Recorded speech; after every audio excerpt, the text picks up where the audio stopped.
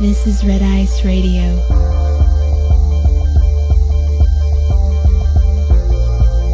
From the apparent to the esoteric.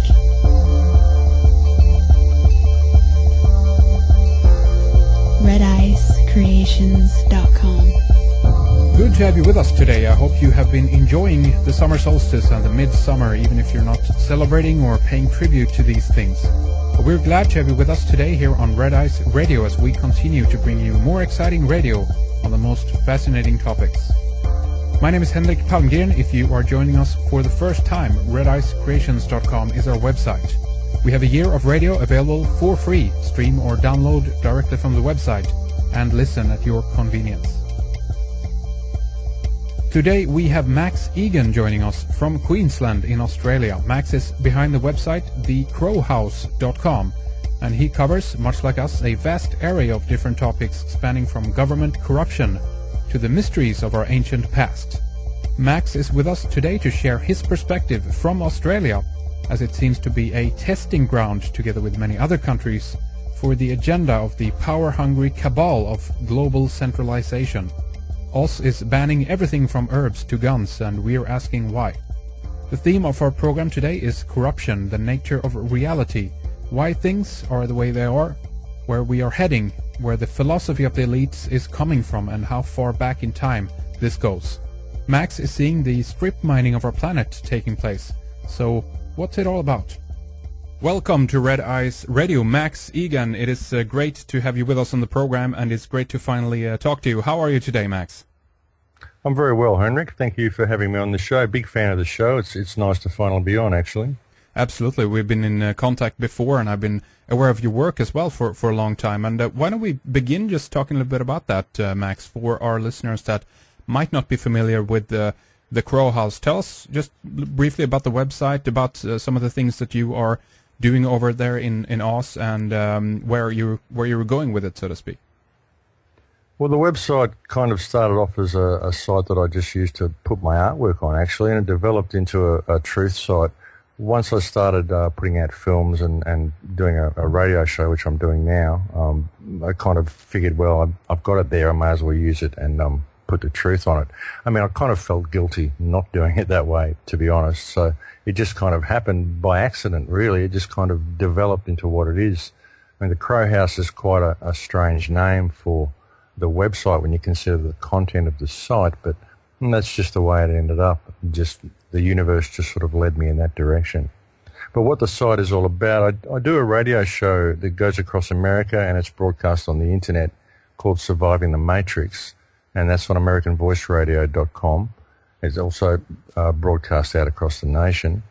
And I make films. I put 5 films on the website, and I just post all my radio shows on the website, and I link to news articles and put articles on there that I think are relevant, and also to films and documentaries that I think people need to see.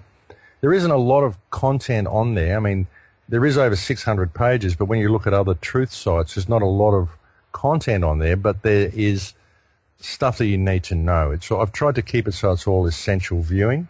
If you go into the archives section and look through the archives, it's all stuff that you really need to know to try to understand what's going on in the world. I also put a book up there that I wrote way back in about 2002 or 2004. I think I wrote it between those years, or I finished it between those years. And that was basically on ancient history, just to let people know that everything they've told you about the past isn't necessarily true. And this might suggest that what they're telling you about the present may not be true as well. So I figured that was a good place to start. So I put that there, and I put that up there for free. I do everything on the website for free because I believe that people need this information, and that's why I put it up there. And also I think it's very important that people see that I'm not doing it for profit or fame. There's no pictures of myself. I've been kind of played a bit of a game where I can keep my face out of things and just have the voice and see if the words resonate with people, and hopefully because they don't have a face to put it to, they can project some of the information onto themselves, and it might make them think a little bit. And when they go to the website, they find that there's nothing to buy. It's just information. So I've tried to sort of do it from that approach, and it seems to be working. People seem to be listening, and it is very humbling that they do, and it's very gratifying that they do. Absolutely. And I mean, how have things been for you in terms of the perspective from Australia? I don't know how much in the beginning, so to speak, you covered from around the world, if you will, but was it necessarily something in Oz that kind of I don't know, nudged you in this direction overall, Max? Well, really, I've sort of felt that things aren't quite right since I was a child. I just didn't really think things were right. When I started researching what was wrong with the place, I sort of come across the bloodlines, and you go down the same rabbit holes that everybody goes through, and then you see it all around you in your own country. And I started noticing what's happening here, and we've got this whole geometric thing going on in Canberra. It looks like the pyramid with the capstone actually attached, and there's all these signs everywhere, and you look through and you find that every Australian Prime Minister has been a Freemason. And you think, okay, well, it all ties in here as well, and obviously we're a British colony. And you start to realise that Australia gets used as a bit of a testing ground for a lot of things that go on. Australia is the first country to have been completely disarmed ever since World War II, since they disarmed Nazi Germany. So that's an interesting sort of a thing going on there. You can get a gun, you can get a shooting licence as long as you follow all these guidelines and belong to shooting clubs and all this sort of stuff. But they've taken a lot of firearms, taken all semi-automatics and all this stuff away from the people, so that's very interesting. They try to bring in smart cards and all that sort of stuff here first. They're working very hard to ban all plants that contain certain substances like DMT. They actually want to ban Australia's national emblem, the wattle. That's right. And they want to ban the acacia tree and all these natural plants. And I believe this actually goes a lot deeper than trying to stamp out drugs. I don't think DMT has anything to do with drugs. I think it's actually an interface. I think this goes very deep. It's actually a very, very deep rabbit hole. A lot of the stuff I talk about on the radio show, I talk about consciousness, and I talk about the fact that we have many higher senses, that we can interact with completely different perspectives of reality that we don't actually even know exist. And DMT is the interface that enables people to do that. And the plants that contain this substance, they don't actually contain DMT. They contain a molecule that can be manipulated and turned into DMT. Well, what they seem to essentially contain is an antenna. And I believe, and the research has led me to believe, that this is the antenna that reality basically uses to interface with itself. This is the language of plants, the language that animals use to talk to plants. The animal instincts that we talk about, these aren't necessarily instincts. These are communication using higher senses. I believe the human body is capable of these higher senses, but we're kept in a state where we just simply don't perceive the rest of reality. We seem to perceive a very, very narrow bandwidth of reality, because DMT is actually in our body all the time. It's actually active in our body all the time, and we should be producing vastly more amounts of it than what we are at the moment. So this has been done purposely through DNA and all sorts of stuff.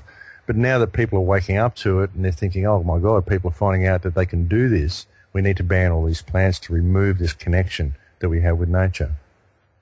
It's incredible how they've managed to pull this off. And a little bit later here, I want to ask you about what you believe is behind this. I guess more from one sense a psychological point of view, or the mentality of the people that are actually enforcing this, if you will. But how do you think Australia has been turned into a testing ground, if you will, and what is some of the other testing, if you will, that you see going on? Disarmament that's a big one, of course. Starting to ban herbs and things like that, detaching humanity from nature in one way as well. But what else do you see is going on down in Oz, Max? Well, people are kept very apathetic in Australia. We really are. I mean, they're wonderful people, and if they're aroused, then they can be very staunch and stand up for each other. But we're kept very apathetic. The amount of fluoride in the water, the toxins and the chemtrails. The chemtrails here, I don't know, like I see chemtrails all over the world, but the chemtrails here, sometimes they're very, very small, just like a tiny slice in the sky, almost, 100 yards long or something, not very big at all. Then they swell out into these huge cloud banks and this haze that just covers everywhere. It's almost like we've watched the technology improve. So these are only tiny thin little trails that they're leaving now. Now, I don't see that overseas. So there's all sorts of this sort of weird stuff going on. I believe that the flood in Queensland that happened last year was quite possibly manipulated as well. There's actually a weather control device that the Queensland government was talking about buying from Indonesia, which appeared in the paper a couple of months before. And possibly they were testing it. Well, it actually works. Yes, it brings rain, all right. And so there's all this sort of stuff. I mean, but just the people, it's very, very difficult to wake a lot of Australian people up. They seem to be very convinced that we live in a lucky country, even though it's one of the highest cost of livings in the world. I think that they're also, if they're not doing it already, they are trying to turn the whole country into a nuclear waste dump.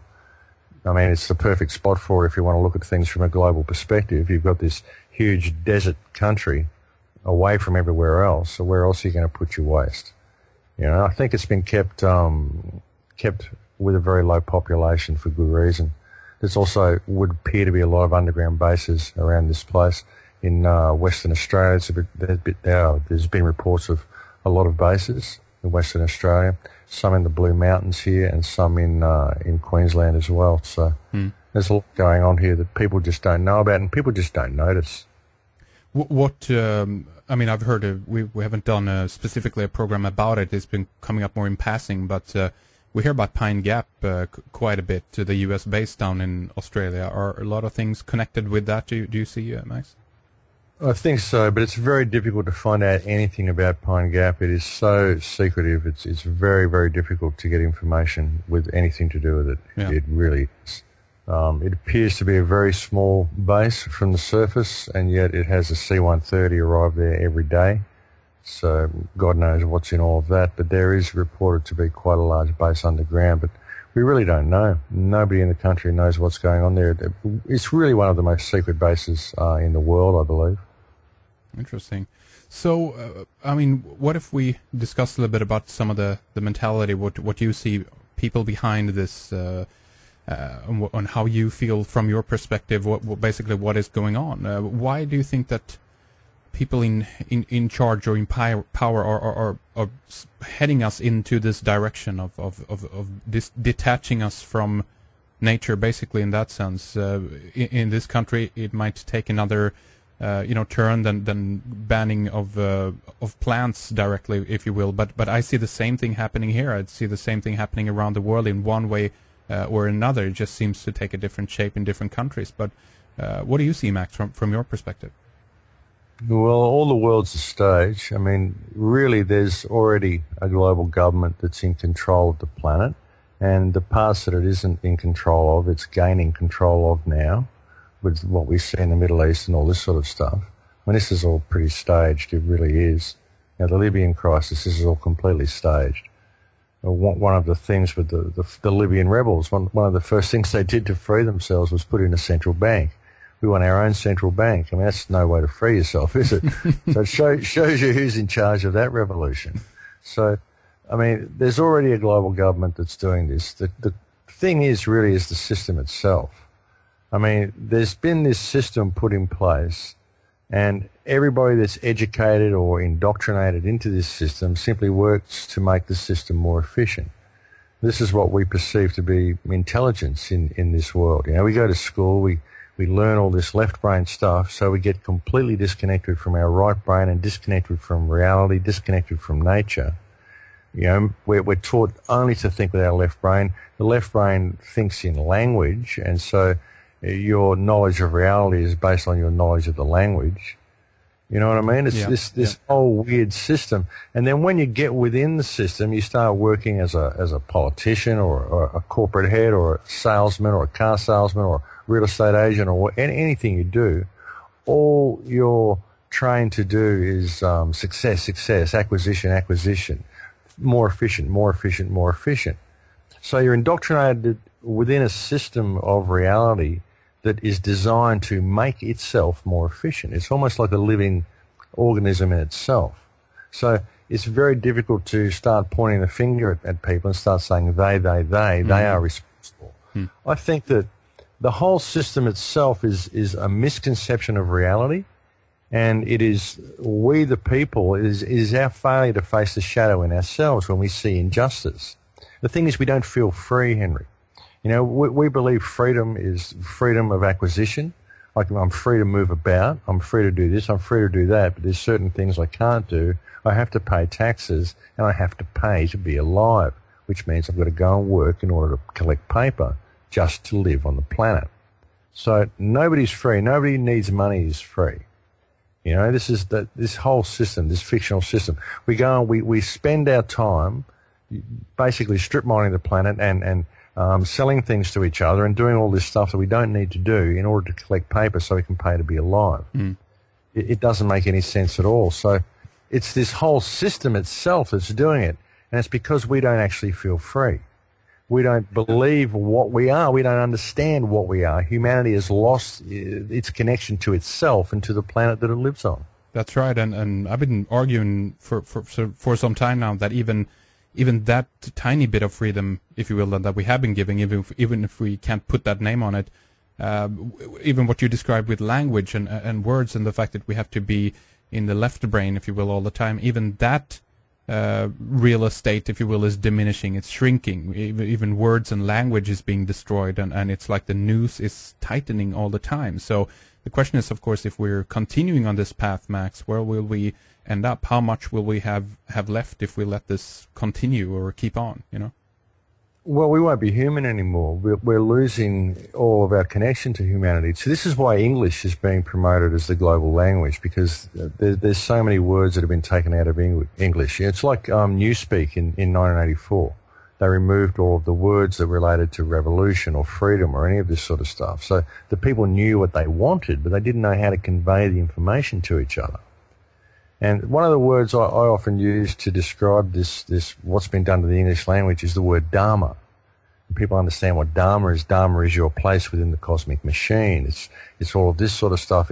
It's doing the right thing at the right time in the right way for the right reason, so that you find balance and have find your perfect path in life, and thereby eliminate part of your karma and all this sort of stuff. It's like very, very involved. You could write a whole book to explain what dharma actually means.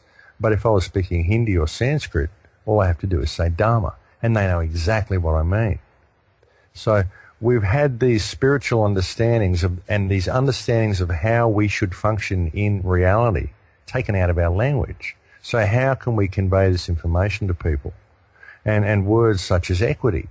It's so difficult to explain what equity is to people. Equity is freedom. Equity is knowing who and what you are. I've spoken about equity on many of the shows that I've done, and people say, explain equity to me. And I say, it's being who you are. It's living the conscience of God, whatever you perceive God to be. It doesn't matter whether it's the Christian God or a giant robot. Whatever you perceive your creator to be, it is living within that conscience, knowing that that you are in the creator's creation, and that your path here is to serve the creator's creation. I mean, this is such a simple rule. This is even if you're not religious, and I'm not particularly religious. This is just my understanding of reality. And this is equity. And someone the other day, I was explaining it to them. I said, there's a lot of people out there going for sovereignty, but they need to be in equity. And the difference is that a sovereign person goes to court to represent himself. Someone in equity, well, I'm in equity, and I don't represent myself. I am myself. Yeah, that's right. Yeah. That's the difference. That's the difference. What's the point of addressing a fictional system? It's all fiction. Well, what's real is us. So then you've got to ask what put this system in place, because this is a system that is completely inhuman. And yet it seems to have been created to support the human race, to govern the human race. But how come it's such an inhuman system? And they start removing our understanding of reality from us. Then they start removing things in nature, so that if we ever do get this understanding back, the interface is gone. We won't be able to connect with it anymore. So what put the human race in this state? We've got like 3% of our DNA active. We're using half of our brain. And it seems to be the main activity of this entire civilization is to strip mine this planet in order to support what is essentially a fictional lifestyle in temporary accommodation. Because all of our buildings are temporary. We don't build anything to last. We don't build anything like the pyramids or the Mayan ruins or any of these enormous structures we found from the past. We build all this temporary stuff. So why do we need to turn the planet into a rubbish heap and extract every single resource from the planet in order to support this fictional lifestyle, it doesn't make any sense at all. So the question is, how did the human race come to this state, and how did we evolve or be created in a state where we're only 3% active using half our brain? What's going on? Who's in charge here? Yeah. If we look at this from a kind of a polarity point of view, that there's this argument, if you will, going on, Max, about if we truly are evolving or if we're devolving, meaning that the theory is that we started up, as you mentioned, in terms of the pyramid building, if you will. We started on a high note, and now we're kind of just, what we're witnessing is kind of the slow fall of humanity, and this seems, in some regards, from my perspective, seems to have kind of escalated in the last few years, actually, where human consciousness itself seems to be changing in the majority of people. It seems to, like, we're going backwards. It seems like this is now going faster and faster and faster, and it's almost like, I don't know if we should call it the spirit or the force of the universe, if you will, has left at least a certain portion of the human being, if you will, and what we're left with is kind of a body, zombified robot or something like that. I'm not even sure, and it's like they are driven by impulses which are not theirs. They're totally programmed by things they see on the TV or the magazines or what have you. So where do you stand on that idea, or do you think that we are evolving still? Is there maybe a small portion of humanity which is representing some kind of progression, or are we all devolving? What do you think, Max? I think that it's going in both directions. I really do. I can almost see a split, like it's two separate species are being born. I think consciousness is evolving, but I don't think it's necessarily a uniform thing. I mean, I see a certain section of the human race that is absolutely devolving, and they will end up even like the Borg if things go in the direction that it's going now. And we move more and more of humanity from humanity, and then give them cheap digital versions of what they should be. But I see another section of humanity that is absolutely evolving. And it has to be that way. You can't have one without the other. You can't have light without the dark. There's always got to be balance. And a lot of the people that are waking up, I mean, we wouldn't be having this conversation about enlightenment and about understanding what's going on in the world and trying to interpret what's going on in the world and understanding the possibility of higher realms if it wasn't for all of this bad stuff going on. If the world hadn't devolved to the state it has done in the last 10 or 15 years, we wouldn't be having this conversation now. So there's always a balance, And I believe that there may even be two complete separate realities created, because really when you look at reality, I mean, I've done a lot of looking at the holographic universe and all of this sort of stuff and the nature of consciousness and how everything is made of energy if you really get down to it. I mean, I'm sure you've looked into all this stuff as well. Everything's just made of photon light and phonon sound when you get right down to it. It's all just basically consciousness. So consciousness is really capable of anything. And even when you look back through the evolutionary chain on this earth, I don't believe species actually turn into other species. I believe consciousness creates new species as it needs them. And all you have to do is look at the work of people like Bruce Lipton, Dr. Bruce Lipton, who's shown what cell membranes do. They actually download a frequency from the surrounding field.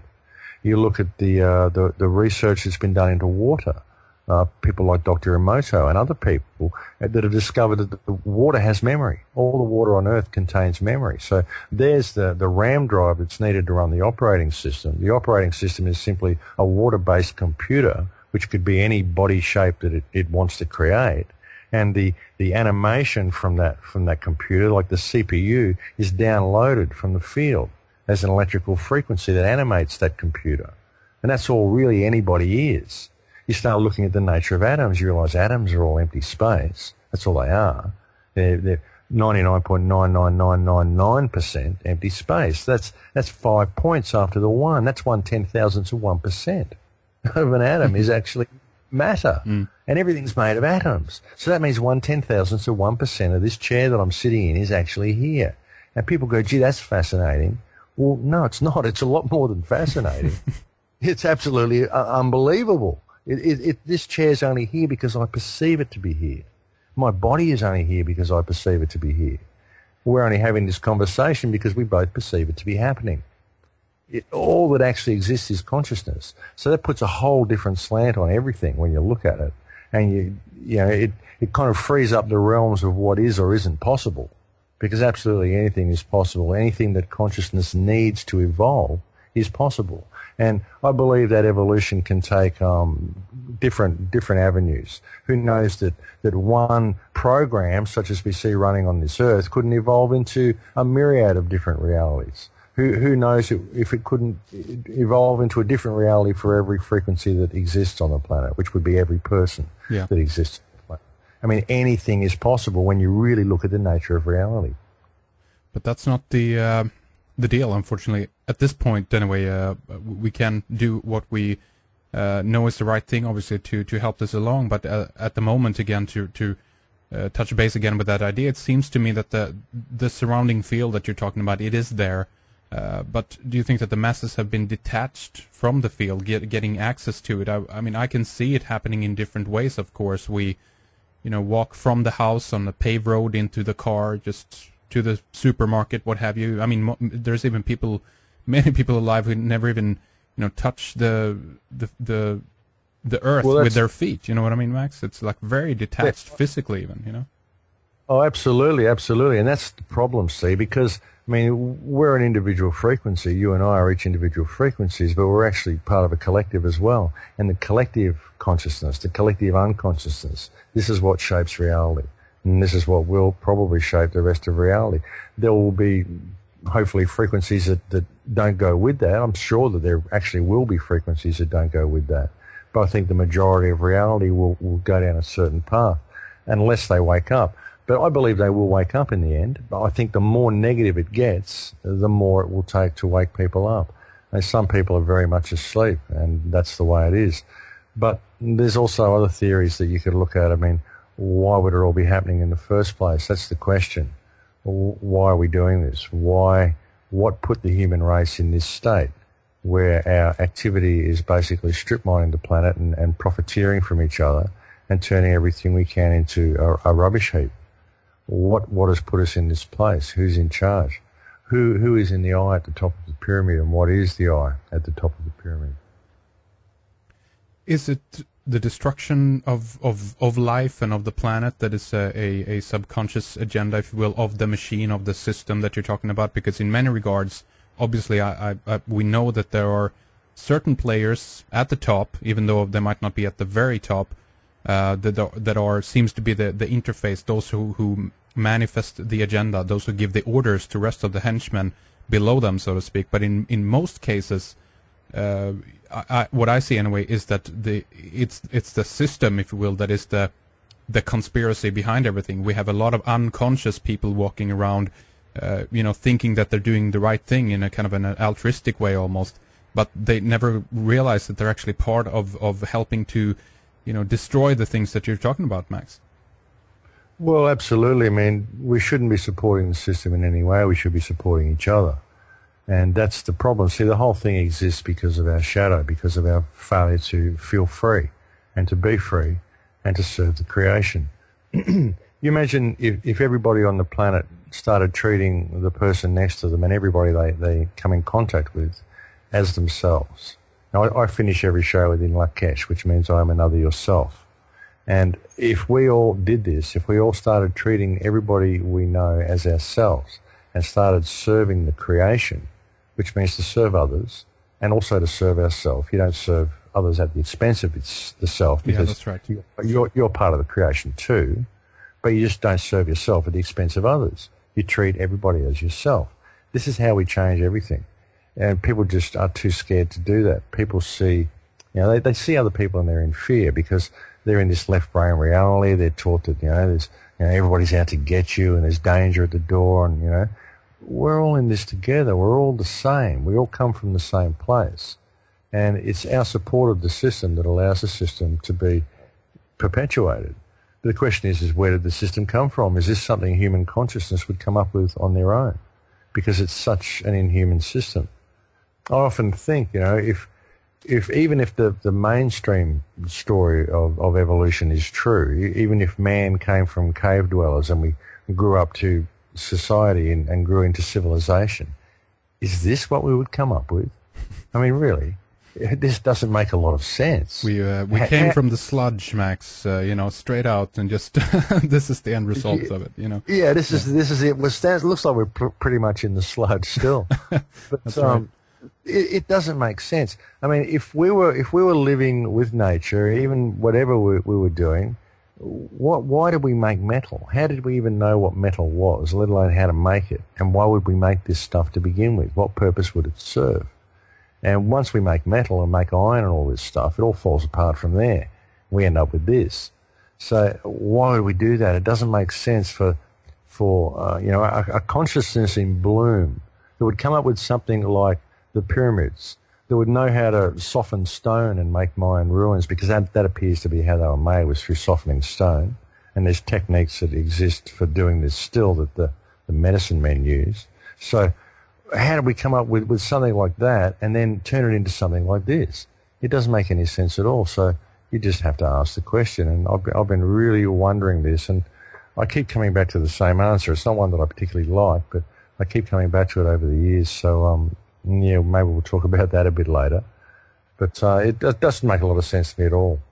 I definitely want to talk about that with you in terms of where this is coming from. I recently listened to a presentation by Graham Hancock, who has been, doing specifically in his work on supernatural, trying to, I guess, find the root of human consciousness and where the difference happens, so to speak. He's been looking into the archaeological record, and certainly there are a lot of things which are, pointing in the other way in terms of, work like Michael Cremo has done, finding things in the fossil record and deeper down, which indicates that humanity or some kind of activity anyway has been going on for millions of years. But if we do take the official version for now, and what Graham Hancock was trying to say in this presentation, it was that it was kind of boredom, if you will, for 6 million years or so after the modern man, if you will, was there. The only evidence was basically of some kind of stone hammer, if you will, and that was like the only progression forward, and it was that for 6 million years, and then something happened there, and there's speculation obviously what that was, and his particular angle that I heard was that this was entheogenic related. It was mushrooms or some kind of drug, it was some hallucinogenic substance that we either stumbled upon or were given, what have you, that kind of was the spark of consciousness. But then when I listened to that idea, Max, which is very, very interesting, and I don't discount it at all, but I still get back to the same point. Well, is that then what we have today? Is that the end result of that new consciousness entering into mankind? That doesn't make sense to me either. What about you, Max? No, it doesn't make much sense at all. Actually, I go back to the story of Manco Capac in South America with the presentation of tools. I believe Sitchin touched on that in one of his books as well. The story of, what was the city called Tinoch. And there was a ceremony that went down in Lake Titicaca, and the gods presented Manco Capac with tools. It appears as tools anyway. It looks like he's giving him some object, and it looks like an axe head or like a cross between an axe and a pick or something. But it seems to be a presentation of tools. And it wouldn't surprise me if it started there somehow. I mean, there's a lot to be said for some of that work. And, I wouldn't put past anything. I mean, all the talk that Sitchin came up with the Anunnaki and all this sort of stuff, all very interesting, hard to prove, but very interesting and highly possible. So you've got to wonder about all that as well. An interesting side note on that is a lot of people say, well, why would these bloodlines be doing all these things over such vast amounts of years? And whether it's true or not, an interesting side note is that the talk of the Anunnaki, apparently there was 3,600 Earth years to one Anunnaki year. So really they could be doing all this in a couple of months if they're still here. You know what I mean? It wouldn't take long. What they've done in the last 2,000 years, I mean, this is about 8 months to them if they're still here. So that's an interesting thing to think about as well.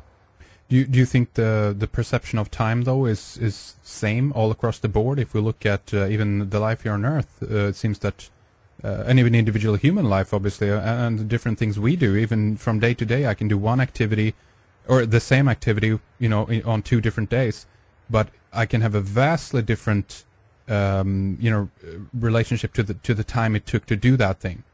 Some days, if it's a lot of fun, what have you, it might go by as a flash. In other days, it takes forever, to get the same thing done. So it seems like time is relative, if you will, in that sense, and maybe it's the same thing then from that perspective, that we have a linear way of thinking about time right now here, but these beings might not. It might be that they are either in touch with another level of reality, again, another dimension. They might even be living on a different plane, if you will, than we do. But there is an interface between them and us in terms of, who knows, sacred geometry, astronomical alignments, who knows, Max. But what do you make of that in terms of the time? Well, I think time is based on perception as well. I think there's a lot more going on in reality that we can't perceive, and we simply get told that this is what time is all about. There was a question I used to ask people, which was, how old would you be if you didn't know how old you were? And that's kind of an interesting way of thinking about it. Yeah. I think time is all based on perception. Time is simply what people often refer to as the 4th dimension, but I don't think it's linear at all. I think that it might very well be cyclic, which could explain some deja vu and all that sort of stuff. We seem to be doing this a lot anyway. A lot of this feels familiar. It feels like we've done this before. It's almost like there's a program running that keeps running until we get it right, and we're kind of running out of chances to get it right or something like that. That's kind of what it feels like. But time seems to be speeding up and slowing down and doing all sorts of things at the moment. It really appears to be glitching. I find myself doing things like I'll look at the clock and then I'll go and do all this stuff and come back and look at the clock and it's only 1 minute later. And it's very, very bizarre. So it seems to be jumping all over the place for me. Do you think that the program, if you will, that you're talking about, that about time or the cyclical nature of things, do you think that is above what we have been discussing in terms of the conspiracy, if you will, even the bloodline program, that even that is something that is recurring within a larger cycle for whatever reason? Maybe again it's going back to that idea that we continuously might not learn from the mistakes that we are doing, and therefore we're trapped in this loop of trying to wake up to the fact of what is going on, or what do you make of that, Max? Well, yeah, it's to face the shadow. We have to learn to face the shadow. See, we have to realize that everything that's happening is from our inability to face the shadow. It's our inability to know that we're free. All of the things that are going on, it can all be traced to that one thing. And I think it's what's happening now. A lot of people are waking up and they're remembering this, and I think that's the important thing to do. I really do. Everything that we face, it's all because of governments and this and that and the system itself, but the system only functions because of the energy that we give the system. I almost like to just stand up and tell the world to just stop. Everybody just stop for 5 minutes and just listen to me for a second, and try to tell them what's going on, and just let them know that they're all actually free and that no one's a threat to them, that we can all live in harmony. It's so simple. It's so simple. I think that it's, I really think that's the key to the whole thing. And I think that everything has to be experienced as well. I think we have to have these negative things in order for the positive to happen. It's just the way it goes. It's such a rabbit hole. It really is when you go down and start trying to figure out what's going on. But I think it's all in balance. I really do. I think it's all the way it should be. But, I just believe there's too many people out there portraying it as something to fear when I see it as opportunity. I see all of it as opportunity for us to realize there's a problem and to realize that all we have to do is connect with each other to fix it. It's really that simple. And that's everything that I see as opportunity in all of this. And I just hope that people stand up and embrace the opportunity. Absolutely. And I've always said that as well, that the key, to turning the tide, if you will, lies within consciousness as well. I mean, I don't believe we'll ever manage to, well, we might manage to change one or two, I don't know, again, of these henchmen that I was alluding to earlier, a politician or whatever. One woke up, amazing, what have you. But at the end of the day, there will be 500 more lined up to take that position or take that job, if you will. What has to happen is a shift within human consciousness. There have to be a change of perception, as you say, Max, from this kind of the fear-based mode of like, how am I going to survive this, over to it's all okay, we'll manage, we'll get by, right? That's where I see the solution, if you will, lying. What about you, Max? Well, yeah, it is. It's in community. It's in understanding that there is no threat from other people. It really is. I mean, the whole system is fictional. It really is. And maybe it's going to have to get worse before people wake up to that, before people wake up to they shouldn't have to pay to be alive. I mean, maybe it'll take that. Maybe it'll have to get, really, really rock bottom before people wake up to the fact that they're free. But I think that they will eventually, and I think that's the way to fix the whole thing. Treat other people as yourself. I really believe that's the answer to the whole thing. And we will do this. We don't really have a choice, because we're going to get to a stage where we just have no other choice. It's going to have to be that, or we won't survive. It might even have to get that bad, but that's just the way it goes. But I think we can do it. We just have to realize that we can do it. We just have to realize that we're free. Absolutely.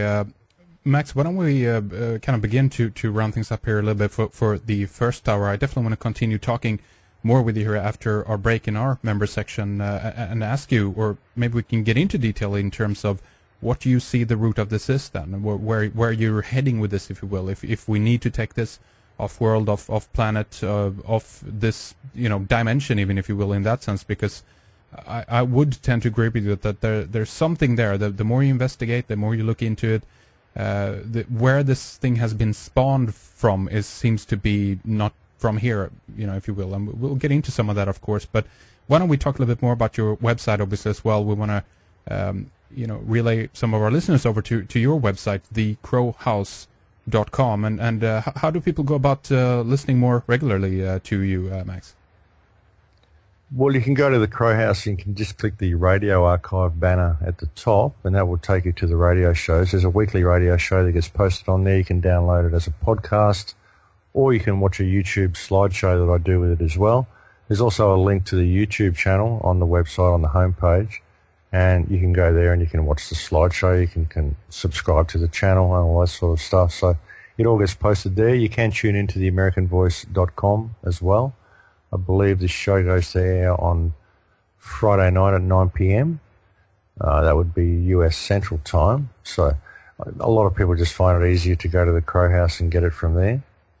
And all of the films are there. I'm actually working on a new film, and Ben Stewart's actually helped me with that. He's just been out here, stayed for a week. We did some talks down in Melbourne and Sydney and here in Byron Bay. And I emceed a couple of the talks. And he's just been here and we've been working on the film. He's also working on a new one as well. So you'll be able to get access to all of that sort of stuff through the website. The 5 films that I've done are all up there. So it's all there. And the site gets updated regularly. So it's got a lot of information on it and a lot of links to other sites. There's actually a link to Red Ice on there as well, actually, on the links page, Henrik. So yeah, I've been aware of your show for a while. So I figured I'd put a link to it because I love what you do. So, and all the sites up there, like nobody pays for any advertising on the Crow House. I just put links on the links page and put banners up there for people that I believe are sites that people should go and visit. I like to feature a site every week as well, a new site every week. And yeah, it's all there. Absolutely, that's great. Thanks for that, Max. Keeping busy, and that's great as well. There's a lot to do, obviously. Still, we are just kind of beginning and heading into it, as it were, obviously. But we have a lot more to discuss here in the second hour. So stay with us, Max. We'll continue here with more after a short break. We continue with Max Igan now in the second hour in our members area. We discuss order out of chaos, intellectual chaos, the externalization of the hierarchy, and more on the nature of reality. Then Max is sharing with us his theories about why the Earth is being depleted and takes us to the moon and beyond. The clues seem to lie in our own solar system. Log in or subscribe to get full access to our members area and listen to this or any of our previous programs. redicecreations.com.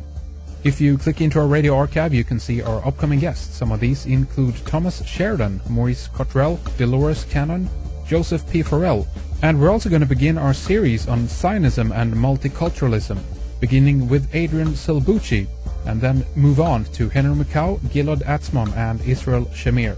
Stay with us now for more with Max Igan.